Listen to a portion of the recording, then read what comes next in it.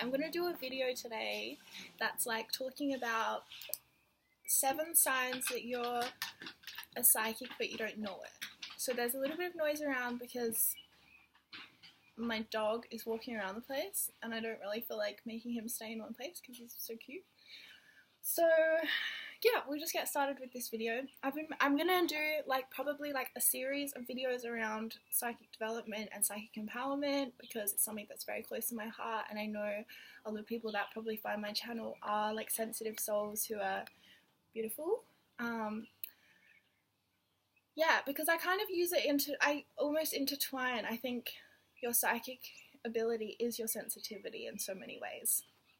Okay, so I've got 7 signs. I've got them written on my phone, so I'm going to go through it. That's why I'm looking down. Don't freak out. I'm still with you. Okay, so 7 signs you're psychic and don't know it. Number 1, you're an observer. Okay, so this one is so... Oh my god, I love this one. Because I feel like... Okay, so I was always called shy. That was my label. It was too sensitive, but also shy. People would be like, why are you so shy? Like, adults would ask me that all the time when I was a kid, and I would just sit there and not say anything. So I was like, I'm not really shy, I just don't have anything to say to you. So the way that I coped with how sensitive I am as a child before I knew that it was a blessing and not a burden is that I basically would just watch people. I would just watch people and, you know, feel like sometimes I knew them better than they knew themselves, you know? And I would just, all through my school life, I was very quiet. I would just observe people. I would just take in what was going on for them. I would look at the way that people reacted, how they made decisions, why they made that decision. Like, it was just I just find people fascinating. And I've always felt like I have had a natural understanding of, like, human psychology. And you probably would too if you feel like you're psychic too. You know, like, you just have a natural understanding of the way that human beings work and a natural empathy for them as well. Definitely empathic. Like, I think that you almost have to be an empath to be a psychic in a way. Yeah, so sign number 1 is you're an observer of people. And you may have been called shy, you may have been called oh, like, you don't talk much, do you? And then you're thinking like, wow, not to you, mate. People are so hilarious. They just, yeah. You observe people and you see the depth of who they are, even though other people didn't see it in you. That's what I'd say. Alright, number 2, people open up to you for no reason. So maybe there is a reason. Like, if you're in in your family or in your friendship group, then people know you and they know that you're someone that they can talk to and someone who's a really good listener. That's another thing about being an observer, you're a good listener. People open up to you, but I'm talking about people opening up to you, like, for no really reason. Like, I've had people, I would just be sitting at a bus stop and they would come and tell me, like, something that's just happened to them in their life that was really serious, like some relationship breakdown or like they just lost, like, massive stuff. People would just open up to me at random.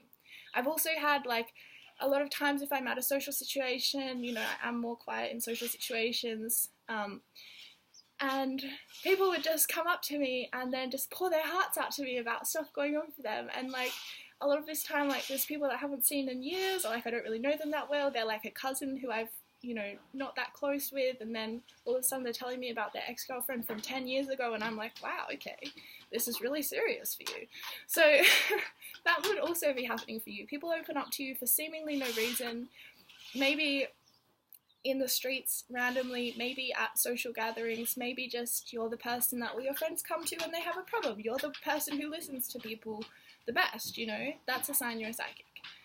Number 3, you've been called dramatic, too much, or too sensitive. This is very important, okay?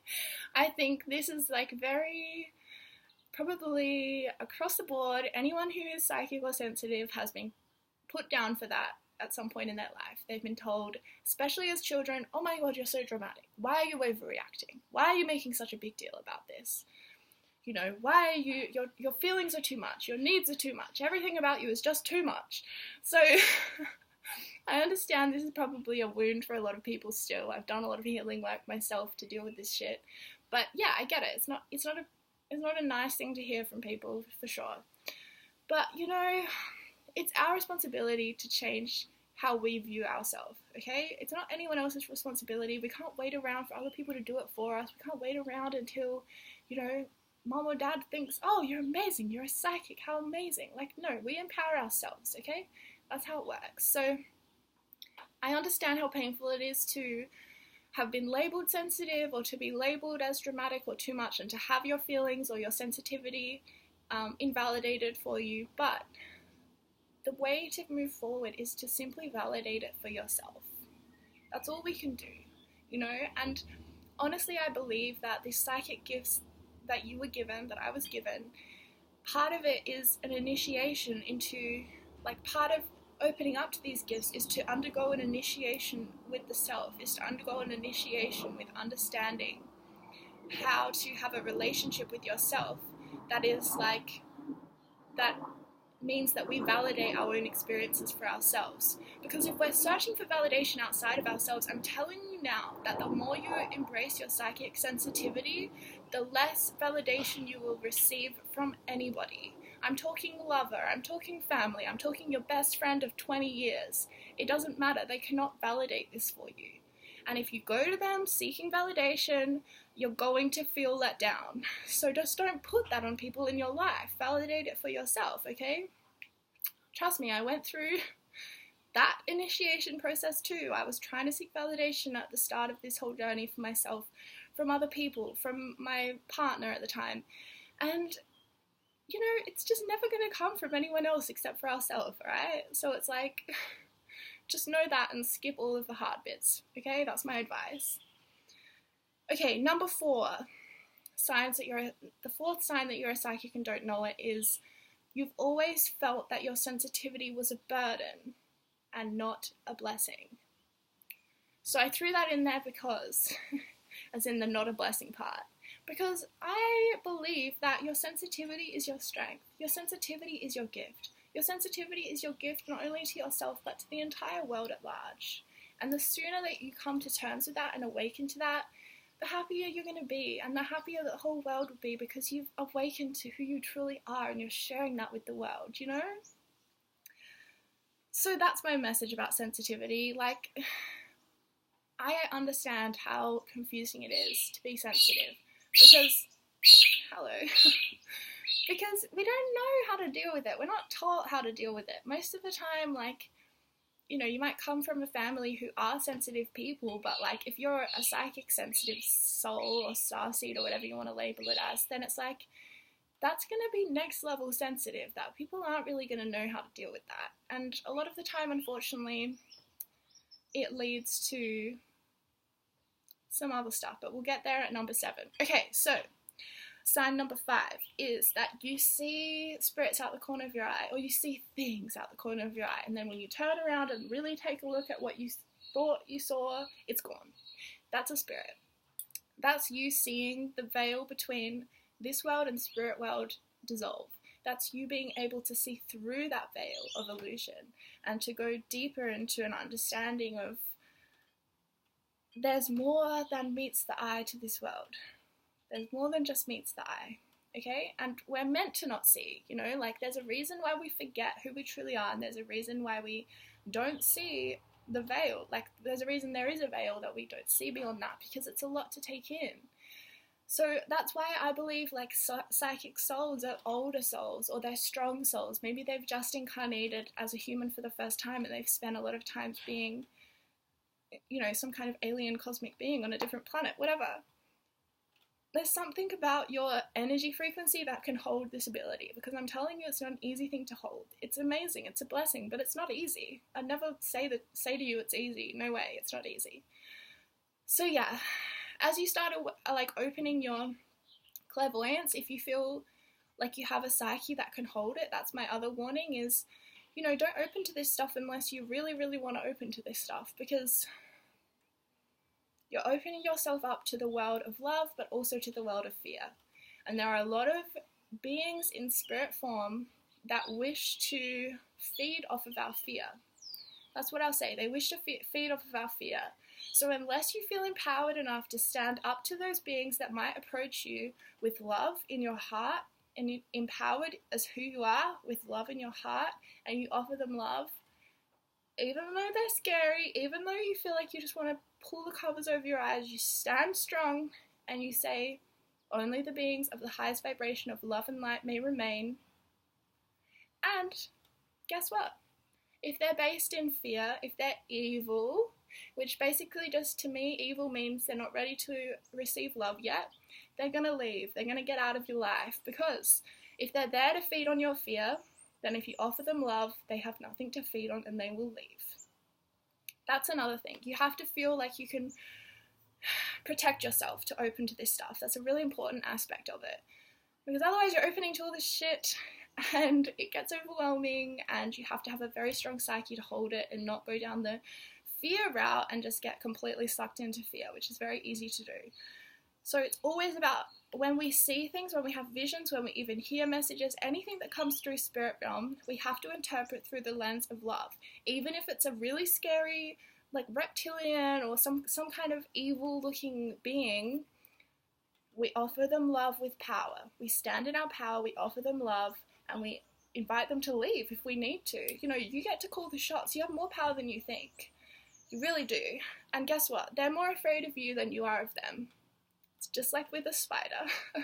They're more afraid of you than you are of them. So you can stand strong in that belief. And, you know, it takes some trial and error. I guess the other tip I would say around that is to know the difference between commanding power and demanding power. Demanding power is like a little kid that wants someone to stop calling them a name and just says, why won't you just stop calling me that name? Okay, that's commanding power. And people are just going to dismiss that straight away, right? Demanding power is shoulders back, you stand strong, and you say, no, enough, stop. That is enough. You have to really command yourself from within you, you know, like let that fire burn through you as you stand there in love. So again, only open to this if you're ready for that.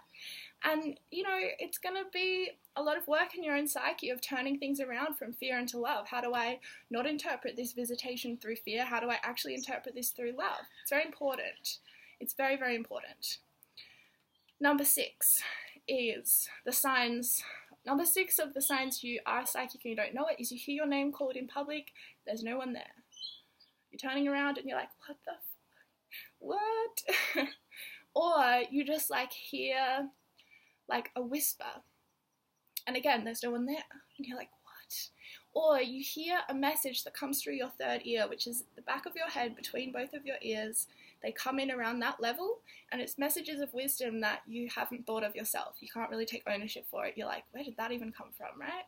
That's clairaudience, and that's a sign that you're a psychic and you don't know it. Oh yeah, and also with clairaudience is you'll get a lot of tinnitus, which is like the ringing of in the ears, where all of a sudden it just starts to ring, and everything of your audio goes completely haywire, and you're just like off in this frequency, and it's kind of creepy. That's clairaudience, because that's a spiritual or a cosmic being coming into your energetic field and adjusting the vibration of the frequency of it, usually to raise it.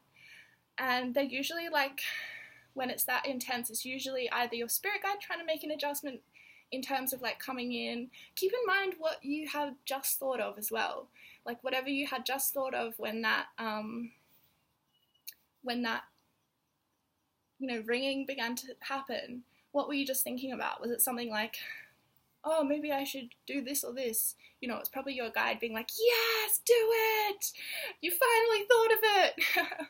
So they're just like showing their appreciation for that. Or it's, yeah, like I said, an angel or an archangel coming in, and your energy field has to adjust to their frequency.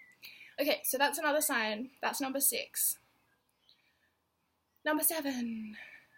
The final one, the most controversial point of all that people might hate me for, but I don't care, I'm going to just say it anyway. You have been, number 7 is you have been diagnosed with some kind of mental illness in your life. Controversial? Spirit, speak through me.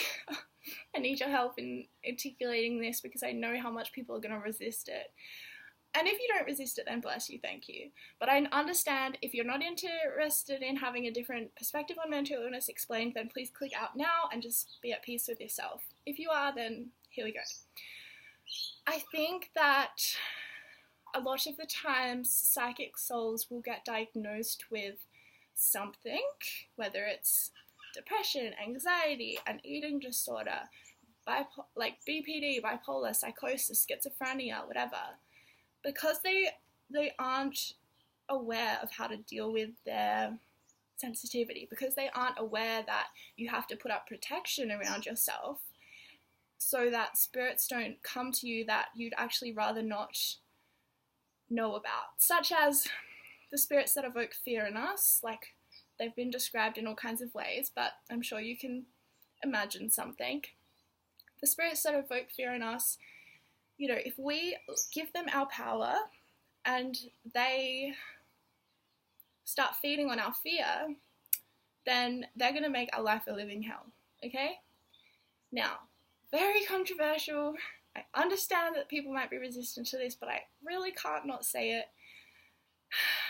Schizophrenia, in my opinion, is a psychic person who cannot, who has a trauma history and their visions are getting, like, you know, their vulnerability is allowing for these spirits to come latch into their energy field, and they're kind of like co-creating these hallucinations together through the trauma history and through the fear, and so there's a kind of mutual triggering happening.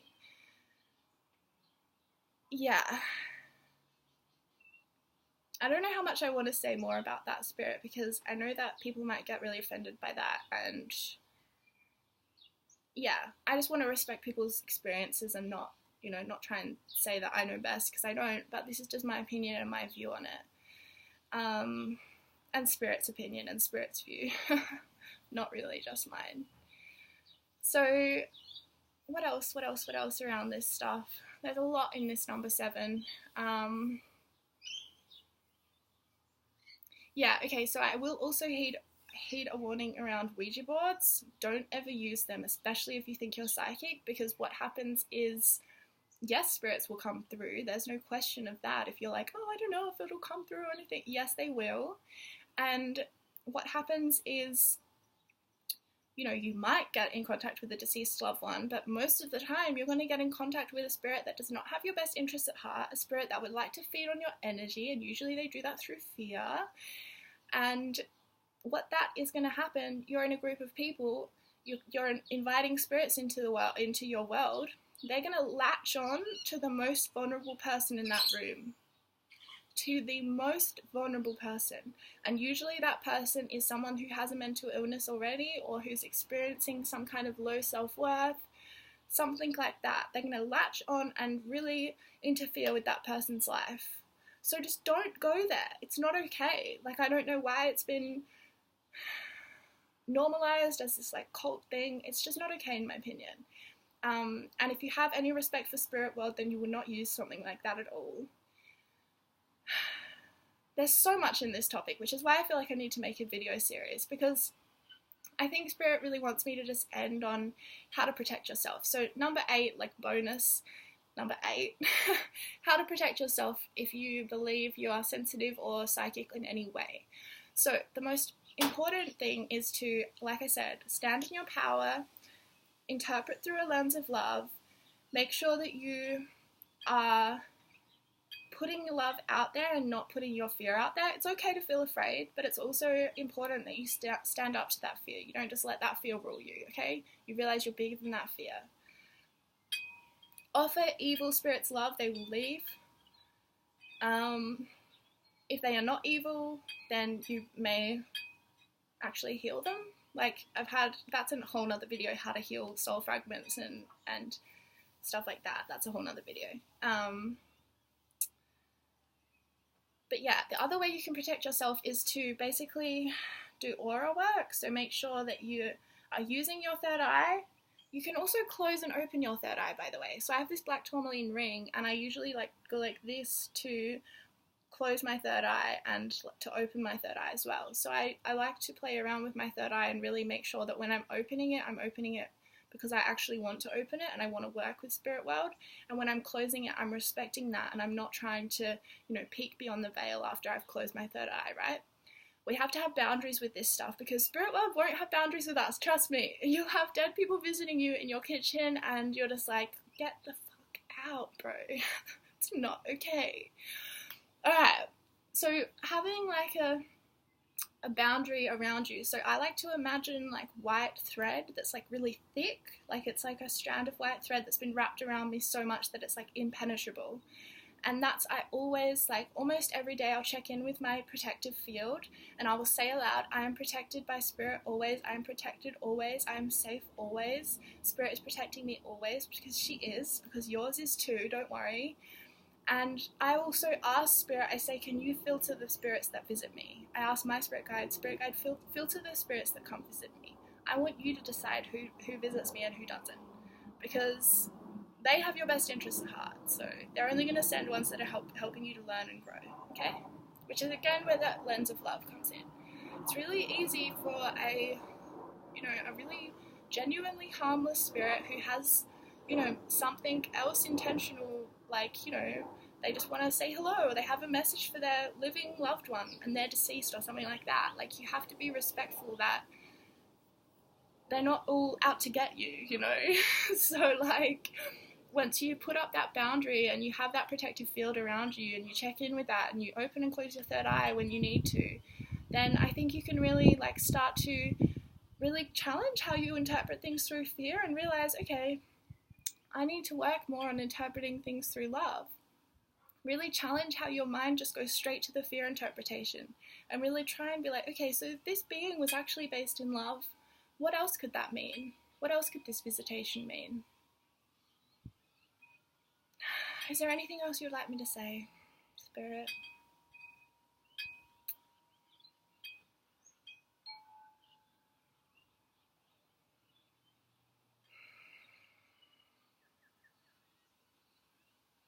Spirit just says it's okay to be as sensitive as you are. There aren't that many people out there in the world telling you that, but it is, I promise, okay? I think that's enough for the first video.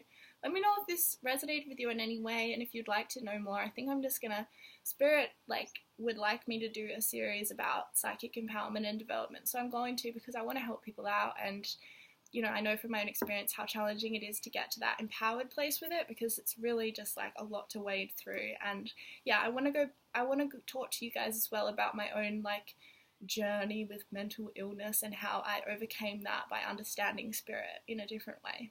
Okay? So I love you so much, and I really hope this video resonated with you in some way. I just filmed a reading, so I'm still in tarot mode. Yeah, it felt good to actually just say all that stuff out loud, to be honest, so cool. And yeah, I will be making more videos, and let me know if any of those 7 signs was true for you or not. Okay, I love you, bye!